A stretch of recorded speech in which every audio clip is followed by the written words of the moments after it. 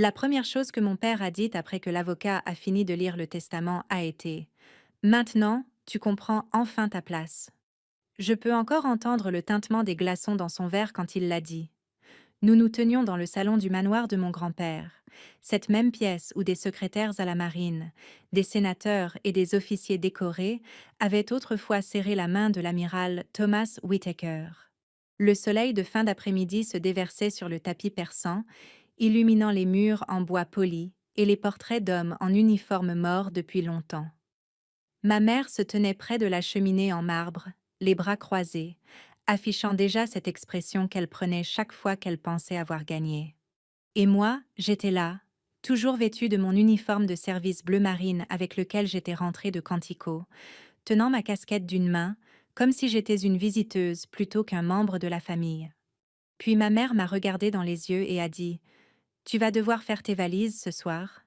Cette maison nous appartient maintenant. Mon père a ajouté d'un ton presque désinvolte: Maintenant, tu es à la rue. C'est à ce moment-là que le sol s'est dérobé sous mes pieds. Avec le recul, je suppose que le choc n'aurait pas dû me frapper si fort. J'avais 32 ans, j'étais capitaine des Marines des États-Unis et j'étais assez grande pour savoir que l'argent peut faire ressortir le pire chez les gens. Mais il y a quelque chose dans le fait d'être chassé de la maison où l'on a appris à marcher, à lire, à faire son deuil et à espérer, qui vous fait vous sentir à nouveau comme une petite fille. Je n'ai pas protesté sur le moment. J'en étais incapable. Je suis restée là, les funérailles de mon grand-père résonnant encore dans mes os, à dévisager les deux personnes qui auraient dû me protéger. Mais j'anticipe. 3 jours plus tôt, je me tenais à Arlington en grand uniforme bleu et je les regardais plier le drapeau. Mon grand-père, l'amiral Thomas Whittaker, avait 92 ans lorsqu'il est décédé, et jusqu'à la dernière année de sa vie, il se comportait toujours comme un homme aux commandes.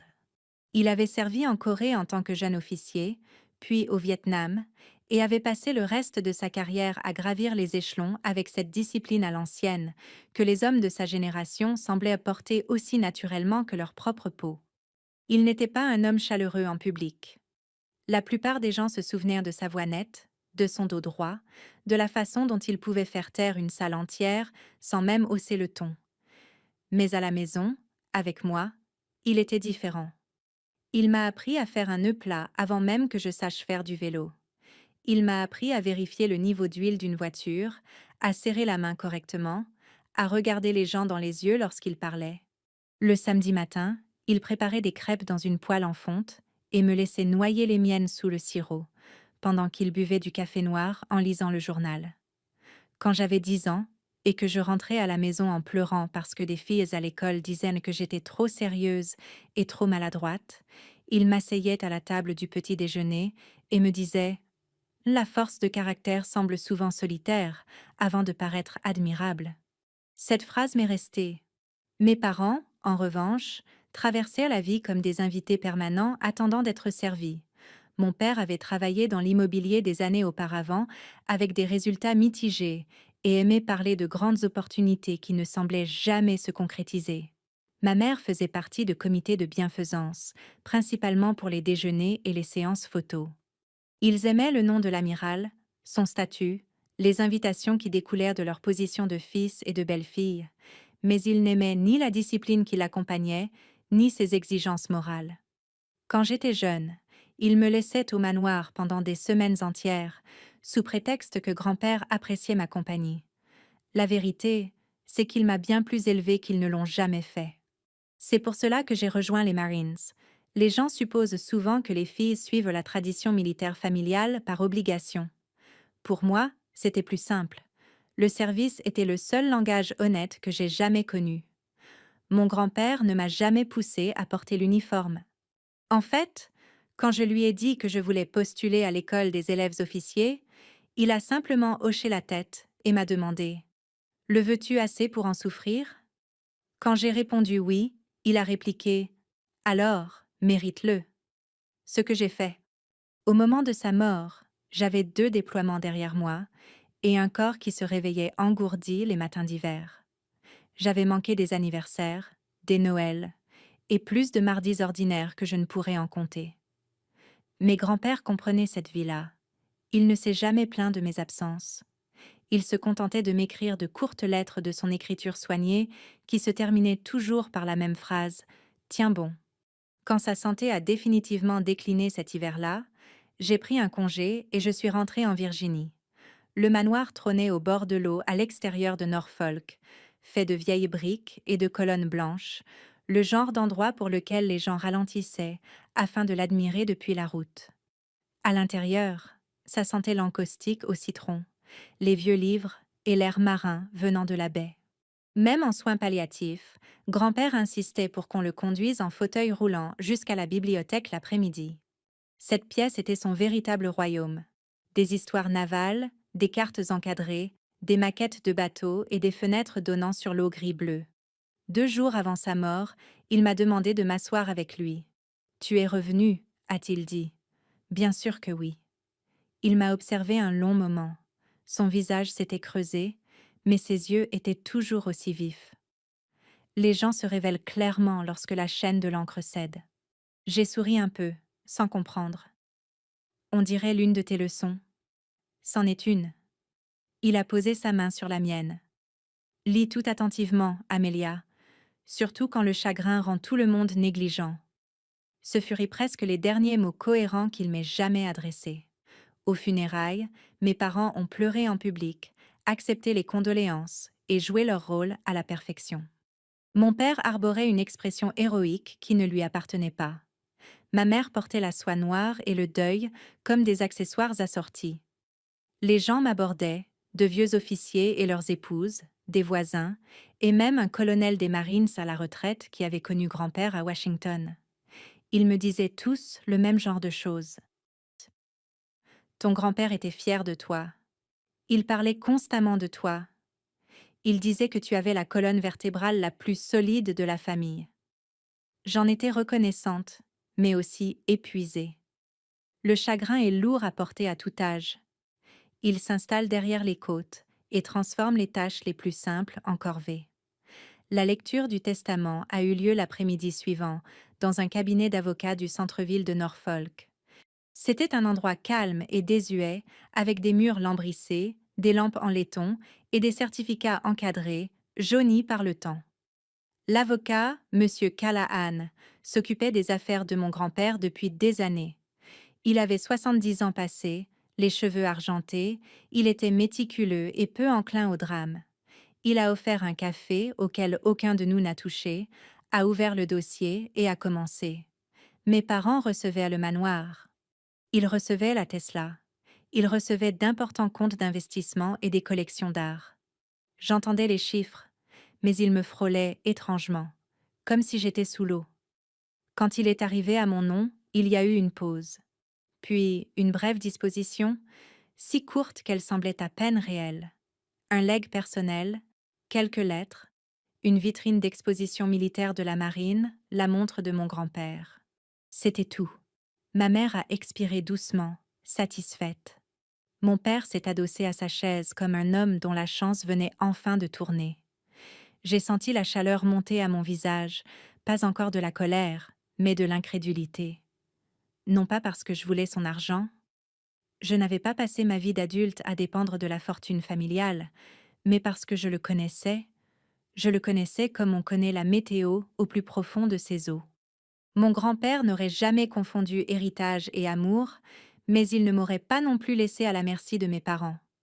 Quand nous sommes sortis sur le trottoir par la suite, mon père a fait cliqueter la carte-clé de la Tesla dans sa main et a dit « Eh bien, Amelia, je suppose que le vieil homme nous a tous surpris. » Il souriait en le disant. Et à la tombée de la nuit, je me tenais dans le salon du manoir, écoutant les mots qui allaient couper ma vie en deux. Maintenant, tu es à la rue. Ce qui est étrange avec le choc, c'est à quel point il semble silencieux. Quand mon père a prononcé ces mots, je m'attendais à ce que la colère monte immédiatement en moi, une sorte de vive et juste protestation. Mais rien de tel ne s'est produit. Au lieu de cela, tout à l'intérieur de moi est devenu étrangement calme, comme l'air avant qu'une tempête ne déferle depuis l'Atlantique. Je me tenais là, dans le salon, tenant ma casquette de marine entre mes mains, fixant les 2 personnes qui m'avaient élevée, ou du moins, qui avait été présente durant mon enfance. Vous n'êtes pas sérieux, ai-je fini par dire. Ma voix paraissait plus calme que je ne l'étais. Ma mère a poussé un petit soupir impatient, comme si j'étais une adolescente refusant d'accepter une règle simple. Amélia, n'en fais pas un drame, a-t-elle dit. Ton père et moi avons besoin d'intimité. Cette maison est la nôtre maintenant. J'ai lentement balayé la pièce du regard. Le portrait de l'amiral était accroché au-dessus de la cheminée, son uniforme arborant des rangées immaculées de rubans sur la poitrine. Ce même portrait avait été là toute ma vie. J'avais grandi sous ce regard constant. Pendant un instant, je me suis presque attendue à ce que le vieil homme entre depuis le couloir pour mettre un terme à ces absurdités. Mais la maison semblait différente à présent, plus silencieuse, plus froide. Mon père a traversé la pièce et a pris un verre en cristal sur la table d'appoint. Il s'est servi du bourbon de la carafe que grand-père gardait là depuis des décennies. « Tu as un bon travail ?» a-t-il dit avec désinvolture. « Tu es un officier des Marines. Tu vas te débrouiller. » Il a fait tourner les glaçons. « Franchement, » a-t-il ajouté, « tu devrais déjà avoir ton propre appartement de toute façon. » La façon dont il l'a dit, comme si j'étais un désagrément qui avait enfin été écarté, m'a noué l'estomac. « Je viens d'enterrer mon grand-père ce matin, » ai-je répondu. Aucun d'eux n'a répondu. Ma mère a jeté un coup d'œil à la grande horloge près de l'escalier. « Si tu pouvais faire tes valises ce soir, » a-t-elle dit, « cela faciliterait les choses pour tout le monde. » C'est alors que la colère a fini par arriver. Pas bruyante, pas explosive, juste une lente brûlure montant derrière mes côtes. « C'est ma maison aussi, » ai-je dit. Mon père a haussé les épaules. « Quoi ?» Il a pris une gorgée de bourbon. « Tu as entendu l'avocat ?» Je me suis souvenu de quelque chose que mon grand-père m'avait dit quand j'avais environ 12 ans. Nous nous tenions sur le quai derrière la maison, regardant les navires de la marine se déplacer lentement dans la baie. « Les gens se révèlent dans 3 moments, » avait-il dit.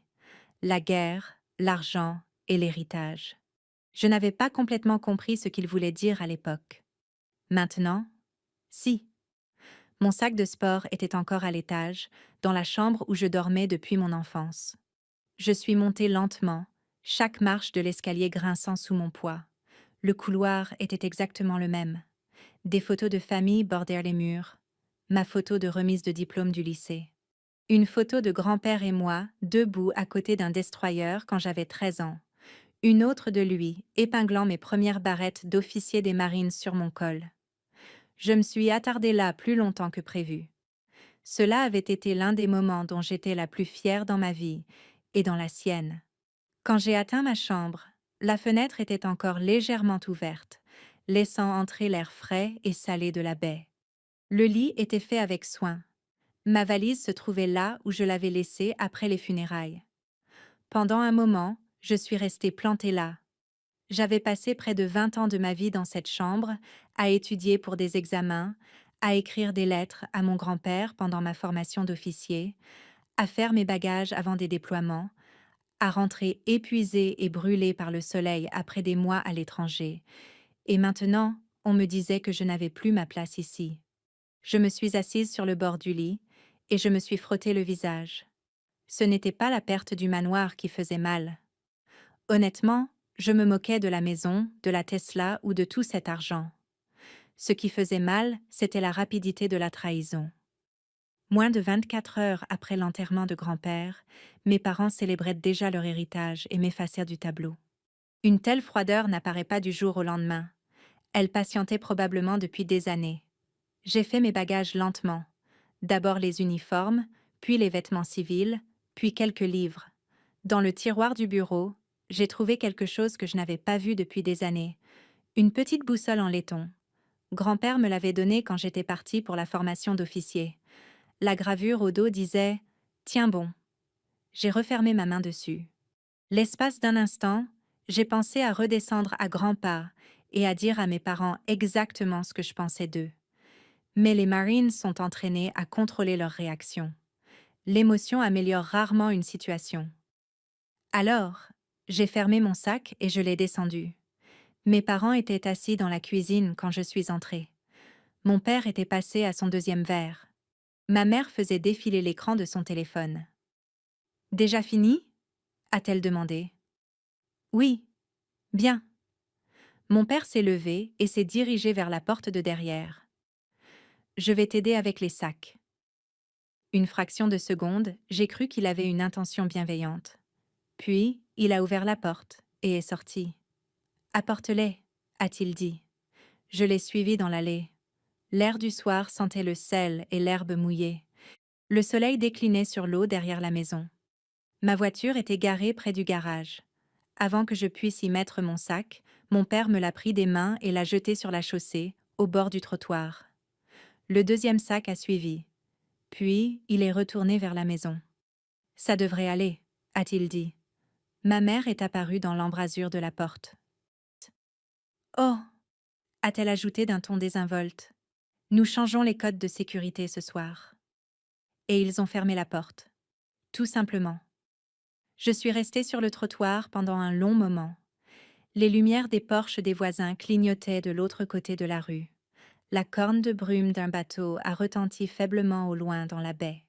J'ai levé les yeux vers la maison, l'endroit où j'avais appris à faire du vélo dans l'allée, où grand-père m'avait enseigné la discipline et la patience, où les samedis matins sentaient les crêpes et le café. Maintenant, j'avais l'impression que c'était la propriété de quelqu'un d'autre. J'ai ramassé mes sacs et je les ai chargés dans le coffre de ma voiture. Pour la première fois depuis des années, je n'avais aucune idée de l'endroit où j'allais dormir. En m'installant sur le siège conducteur, une phrase que grand-père avait dite quelques jours avant sa mort m'est revenue à l'esprit. Sa voix avait été faible, mais assurée. Lis tout attentivement, Amelia.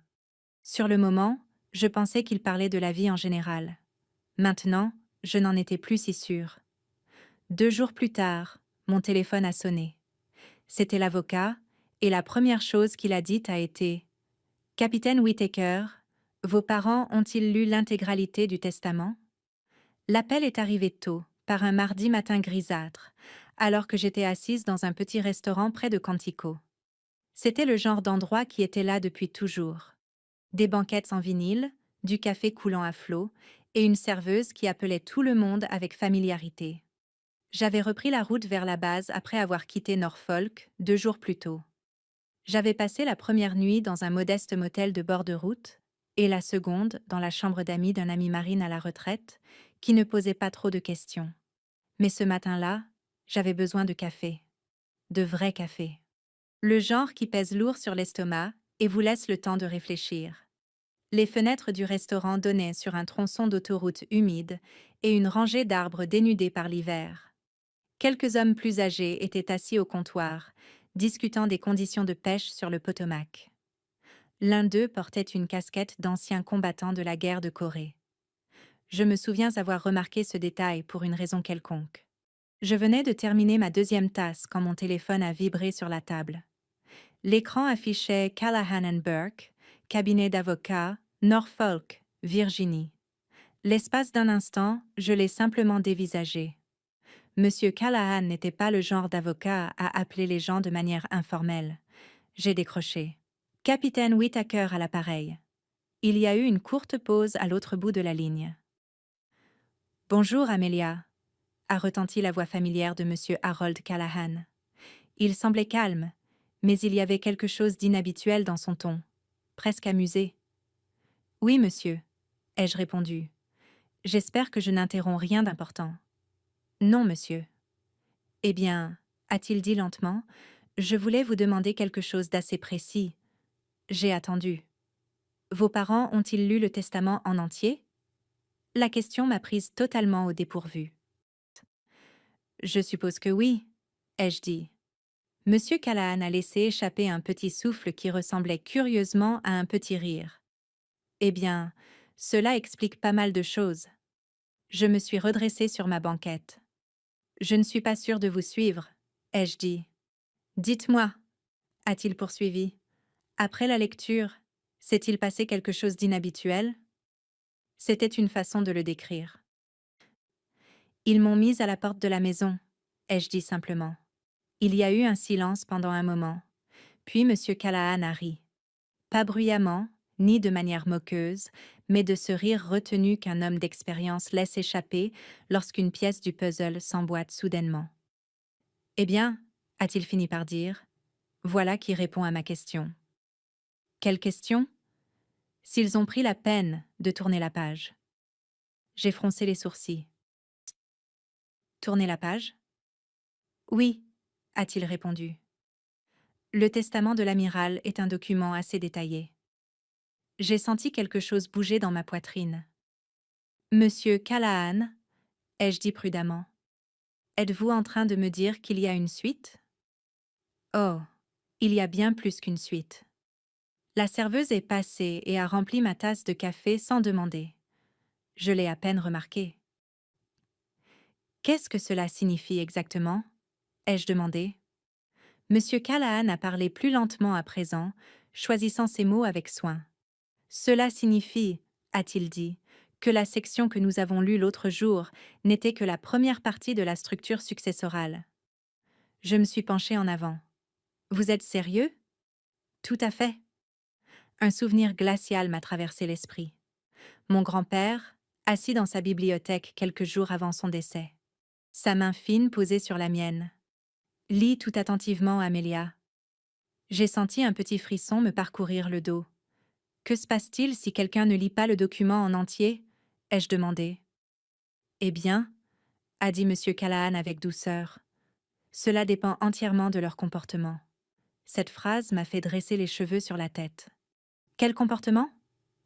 Je pense, a-t-il dit, qu'il serait préférable que vous veniez au cabinet afin que nous puissions en discuter correctement.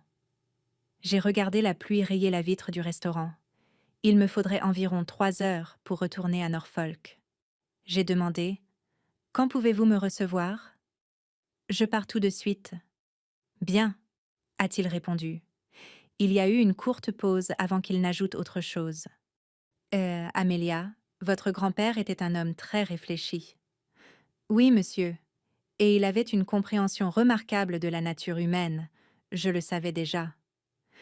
Je crois, a poursuivi M. Callahan, qu'il s'attendait à ce que certaines personnes se comportent exactement comme elles l'ont fait. Ma prise s'est légèrement resserrée autour du téléphone. Qu'essayez-vous de me dire? Je dis, a-t-il répondu calmement, que l'amiral laissait rarement les choses au hasard. Puis, il a ajouté une dernière phrase. Vous feriez bien d'entendre le reste de ce testament. Le trajet jusqu'à Norfolk m'a semblé plus long que d'habitude. Le temps était devenu froid et humide. Le ciel, une couverture d'un gris terne s'étendant au-dessus de l'autoroute. La circulation avançait régulièrement mais lentement le long de l'Interstate 95. Les semi-remorques me dépassaient dans un bourdonnement, comme des murs en mouvement. Pendant la majeure partie du trajet, je n'ai cessé de me repasser les mots de M. Callahan dans la tête. S'ils avaient pris la peine de tourner la page. Cette phrase m'obsédait. Mes parents avaient toujours été des gens impatients. Ils aimaient les débuts, les grandes annonces, les résultats tape à l'œil, les récompenses faciles. Mais ils n'avaient jamais eu beaucoup de patience pour les détails. Grand-père, en revanche, avait vécu dans les détails. Chaque décision qu'il prenait comportait des couches sous-jacentes. Quand j'ai enfin atteint le centre-ville de Norfolk, les rues étaient humides à cause de la pluie, et le vent du port portait une faible odeur de sel et de carburant diesel. Les navires de la marine étaient ancrés au loin, comme de silencieux géants d'acier. Le bureau de M. Callahan était exactement le même que 2 jours plus tôt. Bois poli, certificat juridique encadré, une lampe en laiton diffusant une lueur chaleureuse sur la table de conférence.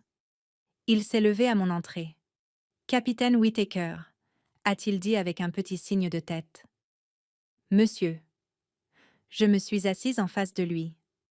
Pendant un moment, il m'a étudiée attentivement. « Je suis désolé pour votre grand-père », a-t-il dit sincèrement. « Merci. » Puis, il a ouvert l'épais dossier posé sur le bureau entre nous. « Ceci, » a-t-il dit en tapotant la pile de documents, « est le testament complet et les directives successorales de l'amiral Whittaker. » Il a tourné plusieurs pages lentement. Le léger bruissement du papier a rempli la pièce. « Je dois admettre, » a-t-il poursuivi, Je me doutais que quelque chose allait se passer. Vraiment? Eh bien, a-t-il dit pensivement, l'amiral m'avait spécifiquement ordonné d'attendre 48 heures avant de vous contacter si certaines conditions étaient remplies. Mon cœur a légèrement bondi. Quelles conditions? Monsieur Callahan a ajusté ses lunettes. La condition que vos parents violent le testament. La pièce est soudain devenue très silencieuse. Que voulez-vous dire? Il a glissé une page vers moi.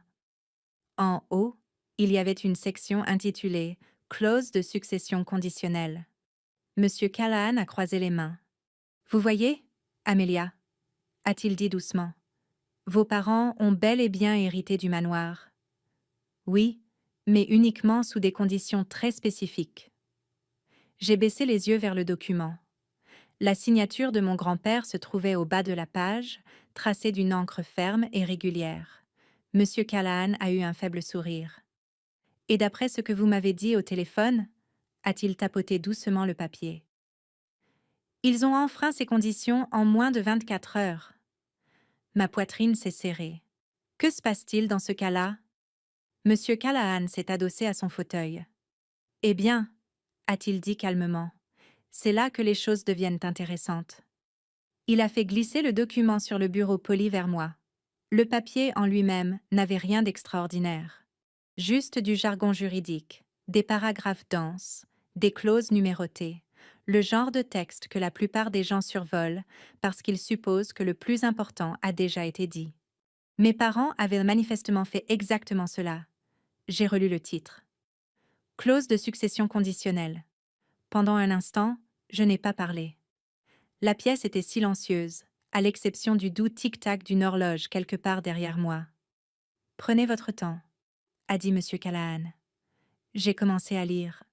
Les premières lignes expliquaient que la résidence principale de l'amiral, le domaine de Norfolk au bord de l'eau, ainsi que certains véhicules et actifs, passeraient initialement à mes parents. Ça, je le savais déjà. Mais la section suivante m'a glacé le sang. L'héritage, y était-il stipulé, était conditionnel. Mes parents étaient tenus de respecter 3 obligations spécifiques. La première condition disait « Les bénéficiaires doivent accorder au capitaine Amelia Whittaker un droit de résidence permanent au sein de la maison familiale, aussi longtemps qu'elle le souhaitera. » J'ai cligné des yeux et j'ai levé la tête. Monsieur Callahan a fait un petit signe de tête.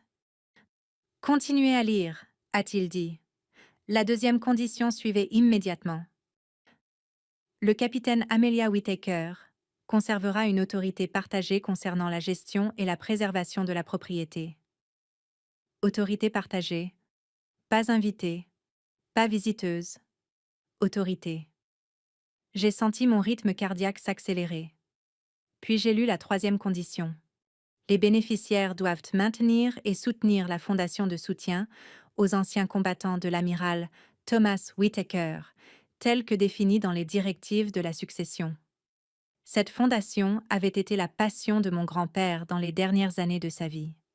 Il avait dépensé une énergie considérable pour aider les vétérans vieillissants à trouver un logement, des soins médicaux et une communauté. Mes parents avaient toujours traité ce projet comme une nuisance. J'ai de nouveau regardé la page. Il y avait une section de plus en dessous de ces conditions. Le dernier paragraphe, la clause d'application. Si l'une des conditions susmentionnées est violée ou délibérément ignorée par les bénéficiaires, la pleine propriété du domaine de Norfolk et des actifs associés sera immédiatement transférée au capitaine Amelia Whittaker. J'ai arrêté de lire pendant plusieurs secondes. J'ai simplement fixé les mots. Puis, j'ai levé les yeux lentement. Monsieur Callahan m'observait attentivement. « Vous voyez le problème » a-t-il dit doucement. Mes parents m'ont mise à la porte. Oui. Ils ont changé les codes de sécurité. Oui. Et ils m'ont dit que je ne faisais plus partie de la famille. Monsieur Callahan a croisé les mains sur son bureau. Légalement parlant, a-t-il dit calmement, ils ont violé le testament en moins de 24 heures. Ces mots ont résonné comme un coup de tonnerre silencieux. Je me suis adossée à ma chaise, essayant d'assimiler la réalité de ce que je venais de lire. Mon grand-père savait. Il avait prédit exactement ce qui allait se passer. Un étrange mélange d'émotions m'a traversé. De la surprise, de la justification, de la tristesse, car rien de tout cela ne ressemblait à une vengeance. Pas vraiment. Cela ressemblait plutôt à une leçon que mon grand-père avait minutieusement échafaudée. Il le savait. Ai-je murmuré. Monsieur Callahan a légèrement incliné la tête. Oui. Comment? Le vieil avocat a souri faiblement. Amelia, j'ai travaillé avec votre grand-père pendant près de 30 ans. Il s'est adossé à son fauteuil. L'amiral Whittaker comprenait les gens mieux que la plupart des juges que j'ai rencontrés. J'ai repensé à la dernière conversation que j'avais eue avec grand-père dans sa bibliothèque. Les gens se révèlent lorsque la chaîne de l'encre cède. Il n'avait pas seulement parlé de manière métaphorique. Il préparait le piège. Que se passe-t-il maintenant? Ai-je demandé. Monsieur Callahan a ouvert un autre dossier. Techniquement, au moment où vos parents vous ont expulsé de la propriété, la clause conditionnelle s'est activée. La maison vous appartient donc légalement. La phrase est restée suspendue dans l'air. Même l'entendre prononcer à voix haute semblait surréaliste. Cela inclut la Tesla, a-t-il ajouté, et les portefeuilles d'investissement liés au domaine. J'ai laissé échapper un lent soupir. Je me fiche de la Tesla. Monsieur Callahan a ri doucement. Votre grand-père s'en doutait. Il a poussé un autre document vers moi. Voici l'attestation de transfert. J'ai parcouru la page. Jargon juridique, documentation de propriété immobilière, formulaires officiels notariés. Tout était déjà préparé. Vous vous y attendiez, ai-je dit. Je m'en doutais, a-t-il corrigé. Et votre grand-père m'a chargé de préparer les documents à l'avance, au cas où. Je me suis frotté le front. C'était encore difficile à assimiler. Et mes parents? La voix de M. Callahan est restée posée. Ils seront formellement notifiés une fois le transfert finalisé. Combien de temps cela prendra-t-il? Quelques jours. Et il a haussé légèrement les épaules. Ensuite, le propriétaire légal de la demeure pourra décider qui est autorisé à y vivre. Le sous-entendu était évident. Le même pouvoir que mes parents avaient utilisé contre moi reposait maintenant tranquillement entre mes mains. Pendant un instant, aucun de nous n'a parlé. Finalement, j'ai posé la question qui occupait mon esprit depuis que j'avais commencé à lire le document. Mon grand-père a-t-il laissé une explication? Monsieur Callahan a souri. En fait, oui. Il a rouvert le dossier et en a sorti une enveloppe scellée. Mon prénom était écrit sur le devant, de cette écriture soignée que je connaissais si bien. Amelia. Ma gorge s'est légèrement serrée. Il a demandé que vous la lisiez en privé, a précisé Monsieur Callahan. J'ai tenu l'enveloppe un moment avant de l'ouvrir. À l'intérieur se trouvait une simple feuille de papier. La lettre était écrite avec la même écriture moulée qu'il utilisait pour tout. Amelia, si tu lis ceci, c'est que les événements se sont probablement déroulés comme je le pressentais. Ne sois pas en colère. Les gens révèlent leur caractère lorsque le confort remplace la discipline. J'ai dégluti. Tes parents n'ont jamais été des gens cruels par nature, mais ils sont devenus négligents face aux responsabilités.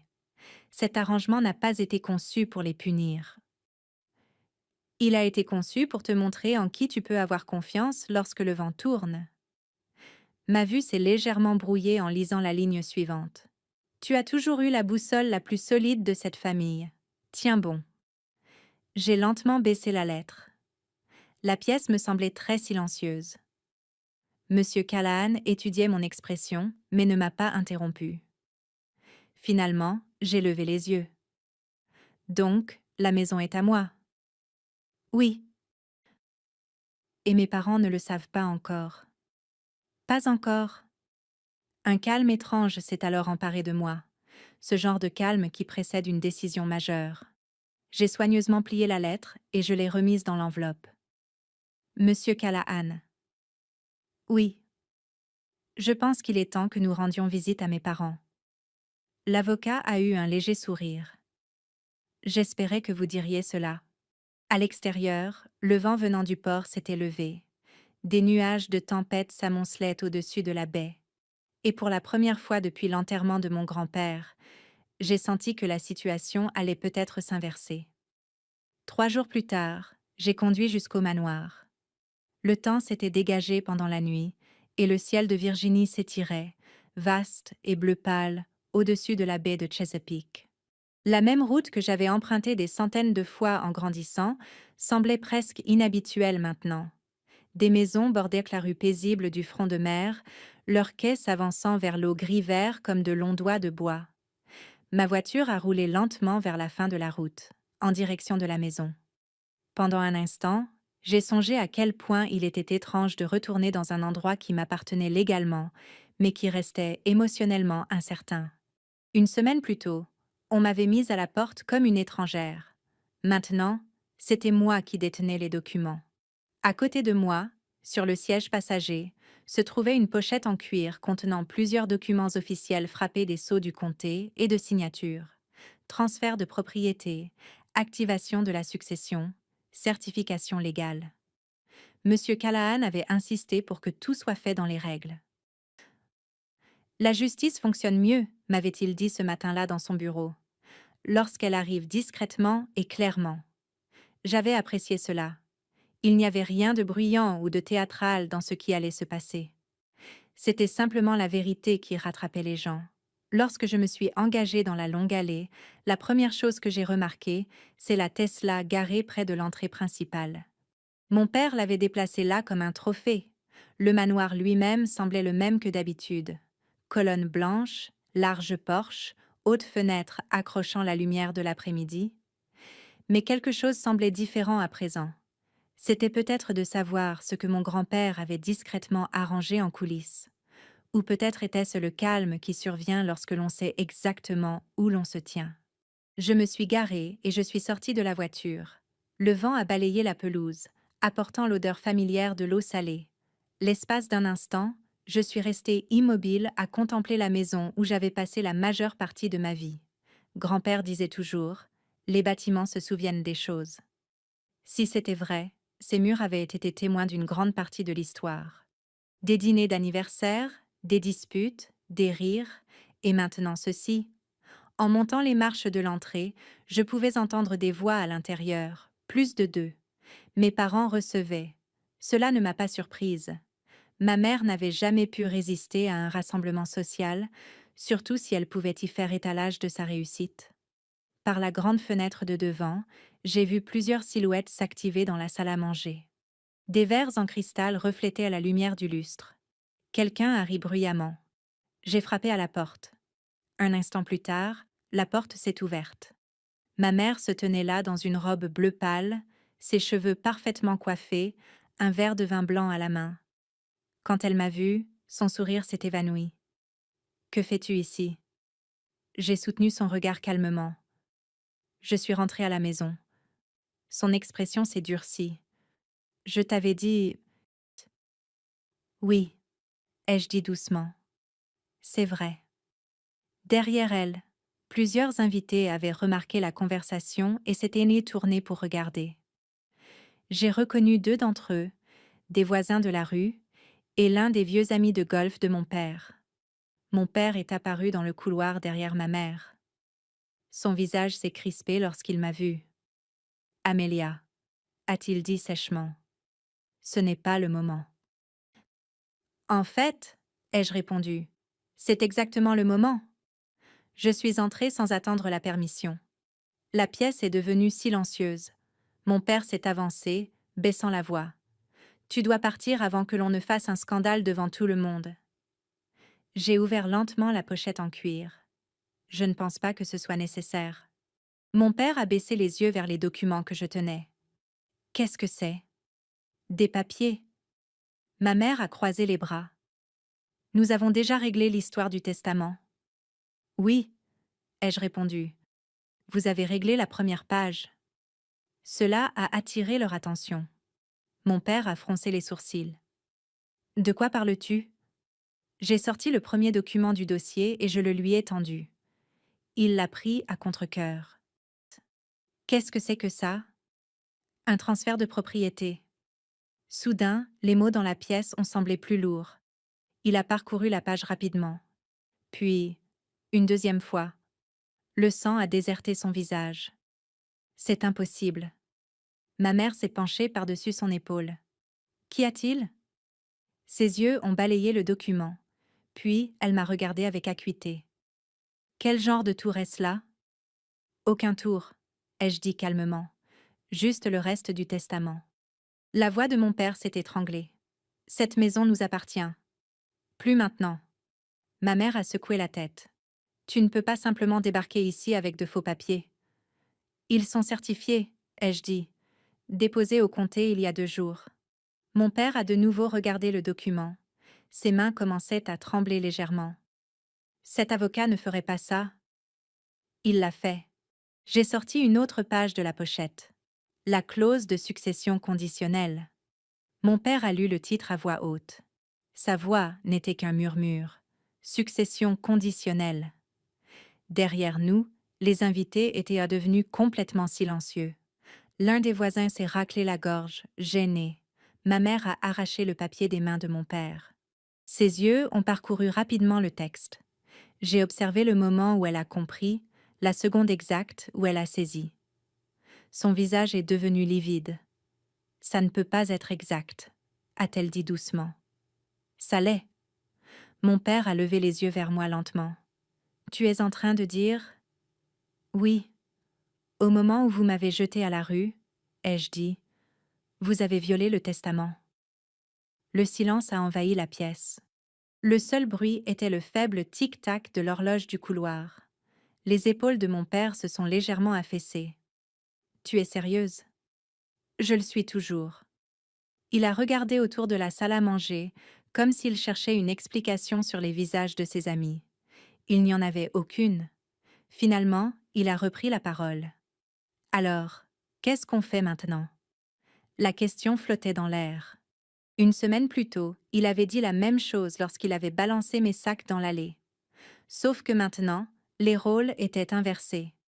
J'aurais pu dire beaucoup de choses. J'aurais pu répéter ces mots. Maintenant, tu es à la rue. Mais la voix de mon grand-père résonnait doucement dans mon esprit. Tiens bon.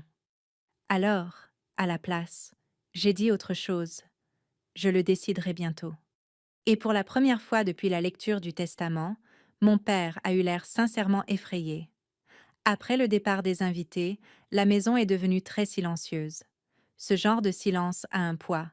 Il s'installe dans les coins, plane au-dessus des tables, pèse contre les murs. Quelques minutes plus tôt, la salle à manger était remplie de rires forcés, de tintements de verre et des murmures étouffés de personnes faisant semblant de ne pas assister à l'effondrement d'une famille en direct. Maintenant, il n'y avait plus que le doux bourdonnement du réfrigérateur dans la cuisine et le bruit lointain de l'eau clapotant contre les pilotis en bas, près du quai. Mon père se tenait près du buffet, une main appuyée sur le bois poli. Ma mère était restée à la table à manger, tenant toujours la clause de succession conditionnelle, comme si le fait de la lire suffisamment de fois pouvait en changer les termes. Aucun des deux ne me regardait. Je me tenais au bout de la table, la pochette en cuir coincée sous le bras, et un étrange mélange de force et de tristesse m'animait. C'était le moment que j'avais imaginé pendant le trajet, le moment où la vérité leur éclatait en pleine figure. Je pensais que j'éprouverais un sentiment de triomphe. Ce n'était pas le cas. C'était un sentiment de lourdeur. Ma mère a finalement rompu le silence. « Il nous a tendu un piège », a-t-elle dit doucement. Je l'ai regardée. « Non », ai-je répondu. « Il vous a dit qui vous deviez être. Vous avez fait vos propres choix. » Elle a relevé la tête brusquement, mais n'avait rien à répondre à cela. Mon père s'est raclé la gorge. « Amélia, on devrait peut-être s'asseoir et en discuter. » Il fut un temps dans ma vie où j'aurais sauté sur cette occasion, où j'aurais confondu une décence tardive avec de véritables remords. Mais l'âge, le service militaire et la déception apprennent à une personne à entendre ce qui est réellement dit. Il ne voulait pas se réconcilier. Il voulait limiter les dégâts. Alors j'ai dit « Tu as eu l'occasion de parler quand tu as mis mes sacs sur le trottoir. » Cela a fait mouche. Il a baissé les yeux vers la table. Pendant un moment, personne n'a parlé.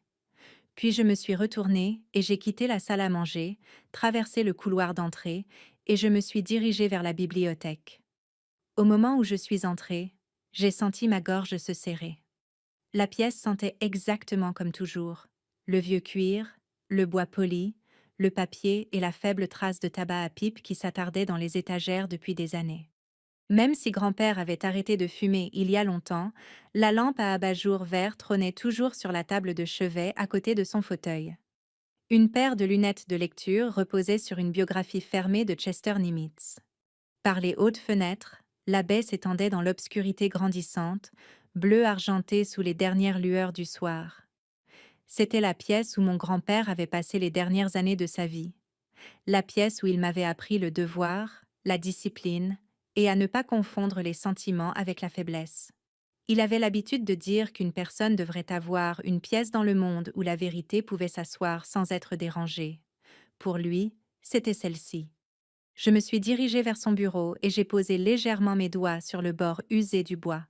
Chaque tiroir avait sa fonction. Chaque objet avait sa place. Il était ordonné au point d'en faire un rituel. Enfant, je le taquinais à ce sujet. Il répondait toujours de la même façon. L'ordre permet de rester honnête quand l'émotion essaie de prendre les commandes. Au centre du bureau trônait une petite boîte en bois que je ne me souvenais pas avoir vue auparavant. Elle était en noyer foncé, lisse et simple, à l'exception d'un fermoir en laiton. Dessus était posée une enveloppe avec mon prénom écrit de sa main. Amelia. Je l'ai fixée un instant avant de m'asseoir dans son fauteuil. Mes doigts étaient là plus stables que je ne le pensais en ouvrant l'enveloppe. À l'intérieur se trouvait une lettre pliée de plusieurs pages. J'ai déplié la première feuille et j'ai commencé à lire. Amelia, si cette lettre est entre tes mains, alors tu en as déjà vu assez pour savoir que je m'attendais à des problèmes après ma mort. Je n'y prends aucun plaisir. Mais l'âge accorde à un homme une certaine lucidité. J'ai eu de nombreuses décennies pour observer les forces et les faiblesses de notre famille. L'amour n'exige pas la cécité et la loyauté n'excuse pas la lâcheté. J'ai fait une pause, entendant déjà sa voix dans ses mots. Tes parents ne sont pas nés égoïstes. Très peu de gens le sont. L'égoïsme grandit généralement lentement, arrosé par le confort, le ressentiment, la vanité et l'habitude de croire que quelqu'un d'autre paiera toujours l'addition. Je les ai vus devenir ainsi au fil des ans. J'ai essayé, parfois trop doucement, de corriger cela. En fin de compte, j'ai choisi une autre méthode. J'ai dégluti et continué à lire. Le testament n'a jamais été écrit pour les humilier. Il a été écrit pour les révéler. S'il t'accueillait, prenait soin de cette maison de manière responsable et soutenait la fondation des vétérans, alors il se serait de montrer digne de l'héritage.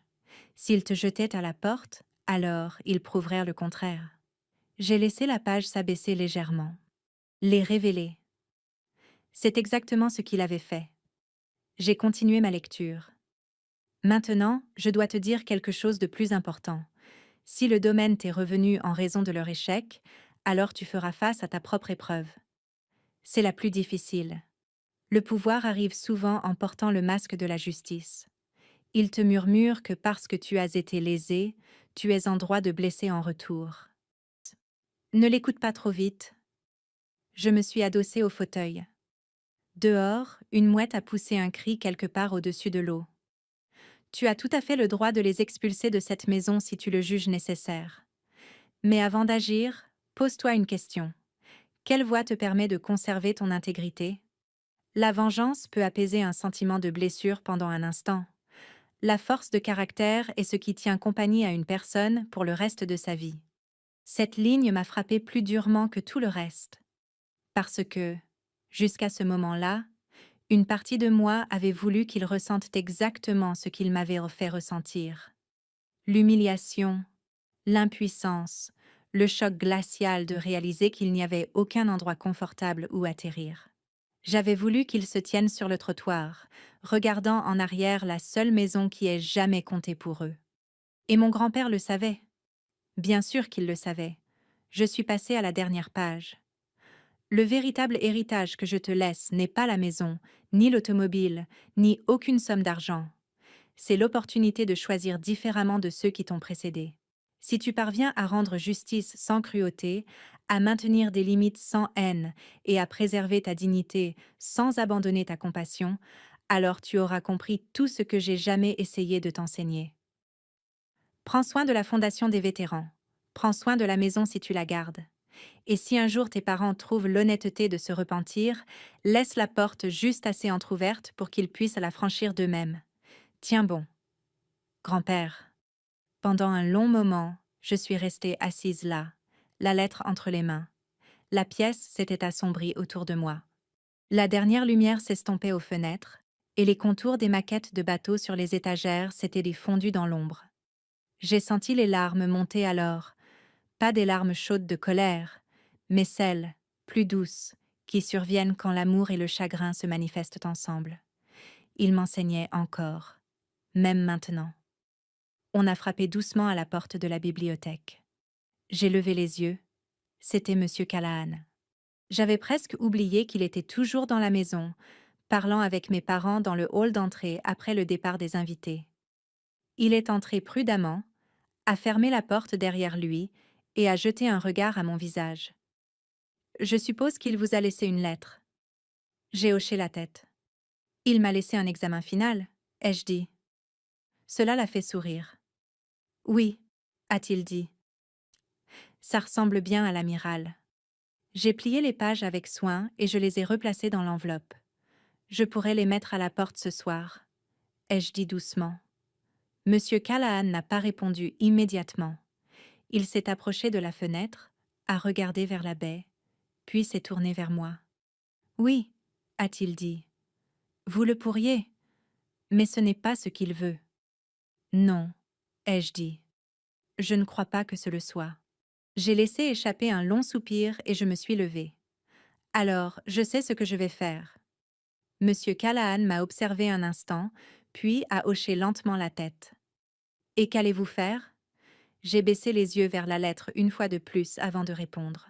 Je vais les mettre face aux conséquences, ai-je dit, sans devenir cruel. Et pour la première fois depuis l'enterrement, j'ai eu l'impression d'avoir un sol solide sous mes pieds. Le lendemain matin, la maison semblait différente. La lumière du soleil se déversait par les hautes fenêtres donnant sur la baie, transformant l'eau à l'extérieur en une nappe d'or pâle. Un instant, je me suis tenue dans la cuisine avec une tasse de café noir, regardant le lent mouvement des bateaux au loin. La même vue que mon grand-père avait contemplée pendant des décennies. C'était calme, paisible, mais pas vide. Pour la première fois depuis ses funérailles, j'avais l'impression de pouvoir respirer à nouveau. Derrière moi, j'ai entendu le doux bruit de pas traînant. Mon père est entré dans la cuisine lentement. Il paraissait plus vieux que la veille au soir. L'assurance qu'il avait toujours portée à travers les pièces, les affaires, les conversations et les mondanités s'était envolée. Il s'est raclé la gorge. « Tu es debout tôt. »« L'habitude, » ai-je répondu. Il a acquiescé maladroitement. Les emplois du temps militaire ont cette façon de vous poursuivre longtemps après que le réveil a cessé de sonner. Pendant quelques instants, aucun de nous n'a parlé. Puis, il a dit quelque chose qui m'a surprise. Je n'ai pas beaucoup dormi. Je me suis tournée vers lui. Je ne suis pas surprise. Il a passé une main dans ses cheveux, regardant la cuisine comme s'il la voyait pour la première fois. Tu es vraiment la propriétaire de la maison maintenant? Oui. Le mot est tombé entre nous avec une finalité silencieuse. Il s'est appuyé contre le plan de travail. Je suppose que tu pourrais nous dire de partir. Je le pourrais. Un autre silence a suivi. Puis, ma mère est apparue dans l'embrasure de la porte. Elle n'était pas maquillée, ses cheveux étaient tirés en arrière simplement, et l'assurance tranchante qu'elle avait affichée lors du dîner s'était adoucie pour laisser place à quelque chose qui ressemblait davantage à de l'incertitude. « Amélia » a-t-elle dit avec précaution. J'ai attendu. Nous te devons des excuses. Ce ne fut pas un moment dramatique. Pas de larmes, pas de discours, juste une phrase simple prononcée dans une cuisine silencieuse. Mais après tout ce qui s'était passé, cela comptait. Mon père a hoché la tête lentement. « Nous avons mal géré les choses, a-t-il dit. Très mal. » Je les ai observés tous les deux. Pendant des années, j'avais voulu entendre ces mots, mais maintenant qu'ils étaient là, j'ai réalisé une chose importante. Des excuses n'effacent pas ce qui s'est passé. Elles ouvrent simplement une porte. Reste à savoir si on l'a franchie ou non. J'ai lu la lettre de grand-père la nuit dernière, ai-je dit. Ma mère a levé la tête. Il t'en a laissé une? Oui. Que disait-elle? J'ai pensé aux pages pliées dans ma poche. Il a dit quelque chose d'intéressant, ai-je répondu. Je me suis approchée de la table de la cuisine et j'ai posé mon café. Il a dit que l'argent ne change pas les gens. Il m'observait en silence. Il fait juste tomber les masques. Mon père a baissé les yeux. Je suppose que nous l'avons prouvé. Oui, ai-je dit. Mais l'histoire n'a pas à s'arrêter là. Cela a attiré leur attention. Ma mère a légèrement froncé les sourcils. Que veux-tu dire? J'ai sorti 3 documents du dossier que M. Callahan avait préparé. Le premier était le transfert officiel de la succession. Le deuxième était la charte de la Fondation de soutien aux anciens combattants de l'amiral Thomas Whittaker. Le troisième était un simple accord. Je les ai posés sur la table. Le manoir reste à mon nom, ai-je dit calmement. Cela ne change pas. Ils ont hoché la tête. Je m'y attendais. Mais vous ne serez pas jetés à la porte, ai-je poursuivi. Tous deux ont levé les yeux rapidement. Vous pouvez rester ici, ai-je dit. Sous condition. Mon père a eu un sourire fatigué. Cela me semble juste. J'ai pointé du doigt le document de la Fondation. Le programme d'aide aux vétérans s'agrandit. Grand-père a laissé suffisamment de fonds pour construire des logements de transition destinés aux vétérans âgés qui n'ont pas de famille. Ma mère a eu l'air surprise. Je ne le savais pas. Tu n'as jamais demandé. La remarque a piqué, mais c'est la vérité. J'ai continué. Les pavillons d'invités du côté et de la propriété sont en train d'être convertis en logements pour les vétérans et leurs conjoints. Mon père a examiné le plan. C'est en fait une bonne idée. C'était son idée, ai-je dit. Vous pourrez loger tous les deux dans le plus petit pavillon, près du jardin. Ma mère a cligné des yeux. Tu nous fais déménager de la maison? Je réaffecte la maison. Le bâtiment principal allait devenir le siège de la fondation. Des salles de réunion, des bureaux de consultation, des espaces communautaires pour les vétérans qui avaient passé des décennies à servir le pays, mais qui avaient maintenant besoin d'un point de chute stable. Mon père s'est adossé lentement. Donc, le manoir de l'amiral devient un centre pour vétérans. Oui. Il a laissé échapper un petit souffle. Tu sais, il aurait aimé ça? J'ai souri légèrement. Je sais. Pendant un moment, nous sommes restés tous les trois silencieux autour de la table. Finalement, ma mère a repris la parole. Tu es plus généreuse que nous ne le méritons. C'était peut-être vrai, mais je me suis souvenue de ce que mon grand-père m'avait dit un jour, alors que nous réparions ensemble une vieille rambarde de ponton. La force, m'avait-il dit, c'est la capacité de choisir la retenue lorsque l'on a le pouvoir de ne pas le faire. La vengeance aurait été facile, la cruauté aurait été simple. Mais aucune de ces choses n'aurait honoré l'homme qui m'avait élevé. Les mois ont passé. Les travaux de la Fondation ont commencé rapidement. Les bénévoles sont arrivés. Les équipes de construction ont transformé les pavillons d'invités en logements confortables. Les vétérans ont commencé à arriver en petit nombre. Au début, des marins à la retraite, d'anciens Marines, des veuves de militaires qui n'avaient nulle part où aller. Beaucoup d'entre eux étaient des hommes et des femmes âgés qui avaient passé des décennies à servir leur pays pour finalement découvrir que la retraite pouvait parfois être solitaire. Le manoir s'est lentement transformé. La salle à manger est devenue une salle de réunion. La bibliothèque est restée exactement comme mon grand-père l'avait laissée. Son portrait trônait toujours au-dessus de la cheminée. Et chaque fois que je passais devant, j'avais l'impression qu'il approuvait silencieusement la voie que nous avions choisie. Mes parents se sont adaptés eux aussi. Cela n'a pas été facile pour eux au début. La fierté s'efface rarement du jour au lendemain. Mais quelque chose a changé lorsqu'ils ont commencé à rencontrer les vétérans qui traversèrent la propriété. Mon père a commencé à aider à l'entretien des pontons. Ma mère a commencé à organiser des dîners communautaires 2 fois par semaine. Un après-midi, près de 6 mois plus tard, mon père m'a rejointe sur le porche qui surplombait l'eau. Il s'est appuyé sur la rambarde à côté de moi. J'ai pensé à ton grand-père, a-t-il dit. Je le fais souvent. C'était un homme complexe. Oui. Mon père a hoché la tête lentement. Mais il avait raison sur une chose. Sur quoi? Il a regardé la baie, où un destroyer de la marine se dirigeait lentement vers le large. Le caractère compte plus que l'argent. J'ai souri un peu. C'était l'une de ses leçons préférées. Il s'est retourné vers la maison derrière nous.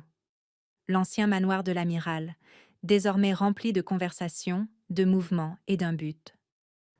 Tu as transformé son plan en quelque chose de plus grand, a-t-il dit. Non, ai-je répondu doucement. C'est lui qui l'a fait. Le soleil a plongé un peu plus bas sur la baie de Chesapeake, transformant l'eau en une nappe de cuivre et de lumière. Pendant un instant, j'ai imaginé mon grand-père debout à côté de nous, comme il le faisait autrefois, les mains jointes dans le dos, scrutant l'horizon. Et j'ai réalisé quelque chose. Le plus bel héritage qu'il ait laissé n'était pas la maison. Ce n'était pas la Tesla. Ce n'était pas l'argent. C'était la chance de choisir qui je deviendrais lorsque le monde me mettrait à l'épreuve. Et si cette histoire a eu un sens pour vous, si elle vous a rappelé quelqu'un qui a façonné votre vie comme mon grand-père a façonné la mienne, alors j'espère que vous prendrez un moment aujourd'hui pour vous souvenir d'eux. Peut-être même partagerez-vous leur histoire avec quelqu'un qui a besoin de l'entendre. Parce que les personnes qui forgent notre caractère méritent qu'on se souvienne d'elles longtemps après la signature des papiers de succession. Et si vous souhaitez entendre d'autres histoires comme celle-ci, des histoires sur la dignité familiale et les choix qui nous définissent, vous êtes toujours les bienvenus pour rester un moment et écouter. Merci d'être là. One? Wait! Must be the wrong one. Tran? That's the one! Why she's not attacking me? She's not attacking! Oh my god! You have the power claws now? Yes. Is it? I think so. Let's go, pizza! Ow! She grabbed me. I'm dead. That's 100% normal. No attacking needed. Yup. Yup. Oh, the song. Song Ayla by Ayla? That's the song name? Song Ayla by Ayla. Yeah, sure. I am still here, Mikola. Good to see you. Ayla by Ayla. What's the song? Because it's Ayla. We have some remixes in here, but also, I don't know.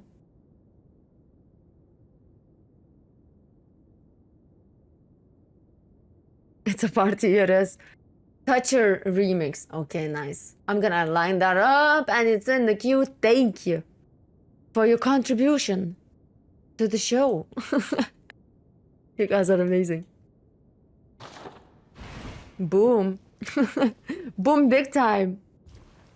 Melania, yeah. Oh, Mikola, I have a hard time with Melania. I mean, we're getting there, you know? I think we're getting there. We're just chilling today. How are you doing? No hit runs? Yeah, fancy. Fancy? Shit. That's crazy. When I seen your videos, I was like, no way. Especially when I seen Arlecchino. Arlecchino no hit. That was mad.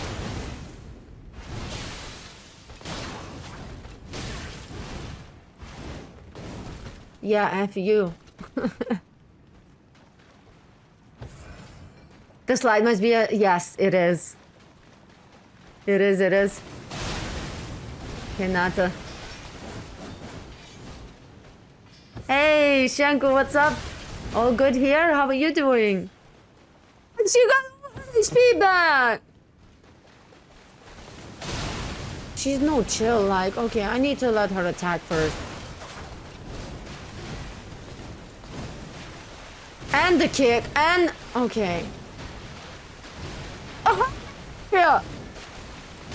What the fuck? How many attacks did she do, chat? Come on! Like, for real? Oh. For real, I slide around everyone.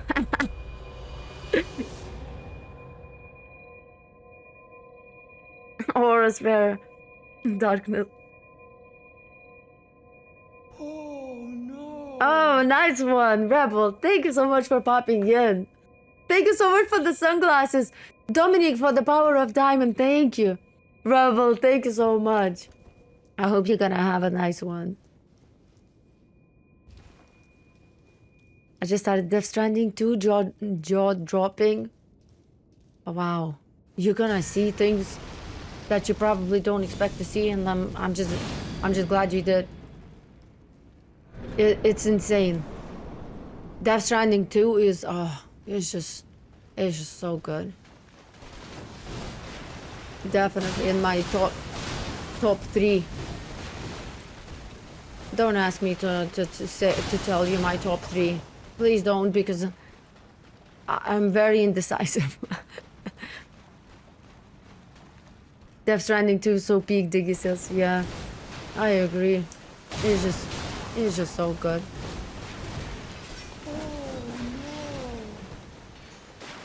The music, the story, the graphics, everything. I mean.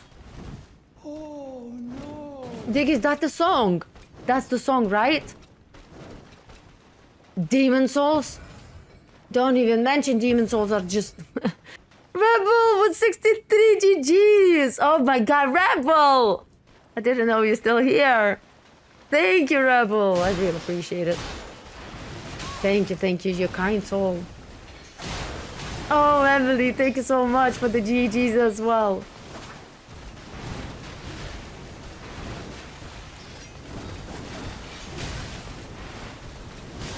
No! I was dodging that shit! Demon Souls down the list. It's my least favorite. Honestly, Demon Souls was something else. I was just pissed off. I did not expect it. I'm not saying it's a bad game. I'm just saying that if I tell people to choose what to play, like which Souls game they should start with, should be Demon Souls remake. Not remake, but you know, enhanced, or how you call it, do you get it? I couldn't play it. I did play it. It's just too easy. That's why I would say, like, it's good for the beginners. The bosses are just... There was no challenge at all. And now I'm on Millennia. Oh my god. Dig, nice song, by the way. I just need to let her attack. I don't know, chat, why I'm keep doing this.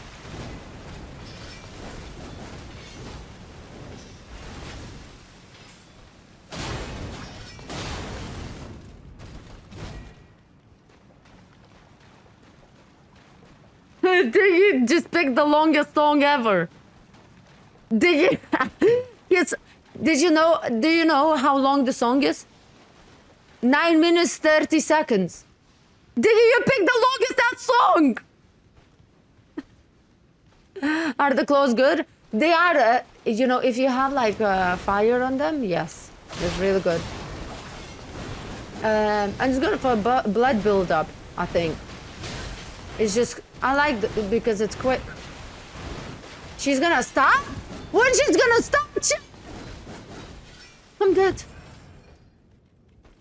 She's no chill, like. Ryan just redeemed the song.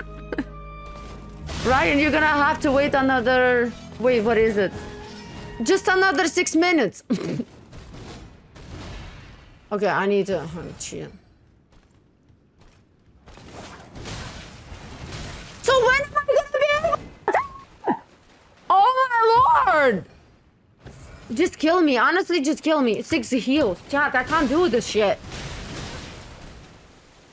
She either don't stop or you come close to her, she starts attacking. No, F you, Melania. She's cheesing me, chat. Fairies.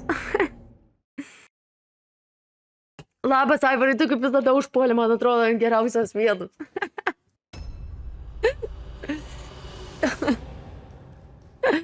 That's crazy. Dėkui, Aivarai, dėkui, kaip tu laikaisi? The one, thank you so much for ice cream cone. Thank you, kind soul. What the hell was that? Wait. Oh no, ice cream. Thank you.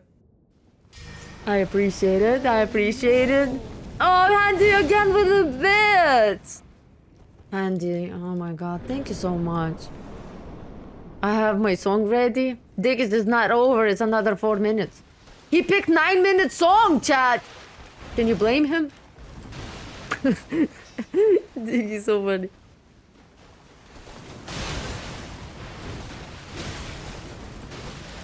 I'm so cooked, chat. I'm cooked. I'm cooked.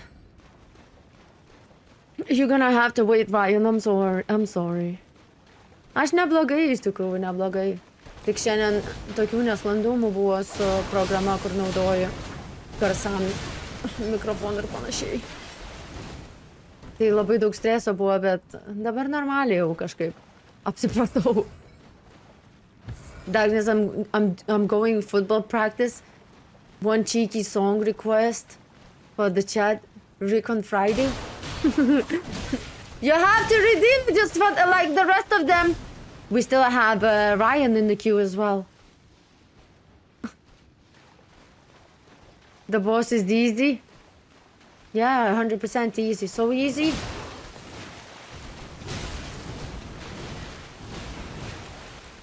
Good for you then. Miss Cookness Major! I can't believe you popped in just to shit talk me. How are you, Major?